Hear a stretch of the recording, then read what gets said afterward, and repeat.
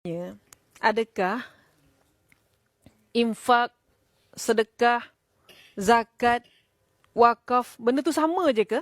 Kan? Baik, ibu-ibu yang mulia dirahmati Allah.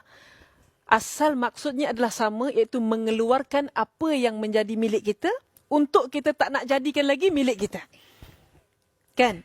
Bila kita dah bagi ke orang, walaupun asalnya barang tu barang kita, tapi bila kita dah memberi, dia bukan jadi hak kita dah. Sebab itu yang orang susah nak mengeluarkan. Kita tengok, zakat adalah pemberian yang wajib.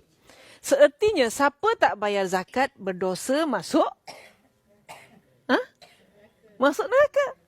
Zakat adalah pemberian yang wajib. Manakala infak, sedekah, wakaf, semuanya itu adalah perkara yang sunat. Ya?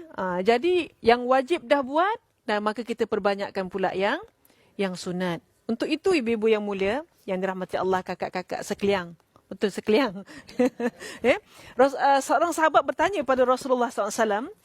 An Abi Hurairah radhiyallahu an qala rajulun ya Rasulullah ayyu sadaqah a'zamu ajra. Yang mana satukah sedekah yang paling tinggi darjat dia, pahala dia? Maka Rasulullah pun menjawab, qala anta saddaqa wa anta syahihun. Yang membawa maksud, sedekah yang paling banyak pahala ialah sedekah ketika engkau sedang sihat. Kenapa Rasulullah cakap macam ni? Sebab kebanyakan orang nak sedekah bila dah nak mati. Bila dah sakit. Betul tak? Oh, mak ni dah tak ada dah. Dah sakit dah, tak daya dah. Ambil duit tu pergi sedekah lah. Dah tak lama dah hidup dah. Betul tak? Dah nak mati baru terasa duit tu tak ada makna dah untuk kita. Melainkan kalau kita infak. Melainkan kalau kita sedekah. Dah nak mati, ramai orang sedekah. Dah sakit, ramai orang boleh sedekah. Tapi berapa ramai orang boleh sedekah ketika dia sihat? Kata, aku ni sihat. Boleh pergi melancong, duit ni boleh bawa melancong, boleh pergi shopping, boleh beli handbag, boleh tambah rumah. Banyak benda boleh buat ni. Artinya, banyak benda dia boleh buat, tapi dia telah memilih untuk bersedekah ketika badan dia sihat. Maka sedekah beginilah yang paling tinggi pahala dan ganjarannya. Kenapa Rasulullah cakap macam ni? Sebab ramai orang boleh bersedekah bila dah sakit. Bila dah rasa dah awak kena kanser ya. Awak ada 6 bulan saja untuk hidup, kata doktor. Ya Allah, ya Tuhanku, inilah masanya untuk aku beribadah dan mengabdikan diri padamu, ya Allah. Maka orang bersedekah sebab dah tahu dah hidup dia tak lama dah. Datang orang nak minta, nak buat madrasah, untuk keperluan madrasah. Boleh, saya bagi awak pun 5,000 dah tak ada apa dah. Sebab nak mati dah. Sebab itu, sedekah yang paling tinggi ganjaran dia adalah sedekah ketika kita sahihun, ketika kita sihat, tak ada apa. Sepatutnya duit tu boleh bawa melancong. Tapi dia gunakan untuk bersedekah. Duit tu boleh untuk beli periuk. Ni suka pergi Langkawi beli periuk. Kan? Tapi dia kata, tak apalah, saya nak guna untuk sedekah. Duit tu boleh buat apa lagi? Boleh tambah dapur lagi. Tak, nak gunakan duit untuk sedekah. Ibu-ibu yang mulia rahmati Allah. Apa yang ada pada kita belum tentu jadi milik kita di akhirat. Apa yang ada di dalam bank kita belum tentu jadi hak kita di akhirat. Ada 40,000. Sedekah 1,000 saja. 39,000 belum tentu menjadi hak kita. Tapi 1,000 confirm jadi hak kita di akhirat. Entah 1,000 yang sedikit itu yang akan bantu kita di akhirat. Yang akan menerangkan kubur kita. Subhanallah. Sebab itu kita kena usaha sungguh-sungguh nak jadi orang yang boleh bersedekah ketika sihat. Bukan bersedekah ketika sakit. Nabi kata, Nabi bagi tahu, sahabat bagi tahu, ulama bagi tahu, bersedekah ketika sakit itu bagus.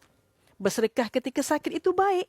Tetapi bersedekah ketika sihat itu lebih baik. Subhanallah. Ini yang kita kena usahakan.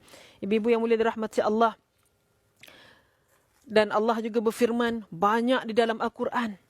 Apa-apa yang kita sedekahkan, maka akan digandakan oleh Allah Subhanahu Wa Taala.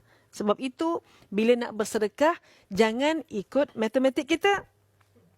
Ikut kira matematik kita macam mana? Macam pergi kat sekolah tu.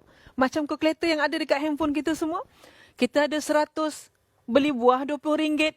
Nak bawa pergi rumah mak, tinggal RM80 duit aku. Alamak, tak payahlah. Tak payahlah beli buah. Beli yang murah, buah yang tak mahal, yang sikit-sikit sudahlah. Yang RM2, RM3 cukup lah. Sebab kita kira duit pakai matematik. Ada 100 tolak RM20, tinggal 80. Kita lupa RM20 yang kita keluarkan. Allah boleh bayar sebanyak 700 kali ganda. Allah bukan saja boleh membayar 10 kali ganda, tapi Allah boleh membayar 70 kali ganda. Malah Allah terlalu kaya untuk menggandakan sampai 700 kali ganda. Tapi kenapa kita tak faham-faham? Kita ada iman, tapi belum benar-benar beriman dengan sifat Allah, dengan nama Allah yang bernama Ya Razzaq, iaitu yang maha memberi rezeki. Kita rasa, ya aku kerja penat-penat, duit kena simpan. Betul. Nak zaman sekarang ekonomi meleset. Simpan duit. Semua kena potong. Selalu bagi duit mak 500. Bila dah ada GST semua, potong tinggal 200 duit mak. Ni contoh sahaja. Kan? Subhanallah. Sepatutnya ulama dulu-dulu kalau sempit duit, formulanya ialah bukan saja berjimat, tapi bersedekah. Sempit duit, bersedekah. Banyak hutang, bersedekah. Subhanallah. Ini adalah amalan-amalan orang-orang soleh. Bagaimana nak mengeluarkan diri daripada kesesakan hidup. Kesesakan hidup, kesesakan hati, semuanya ada dalam keajaiban bila kita bersedekah. Subhanallah.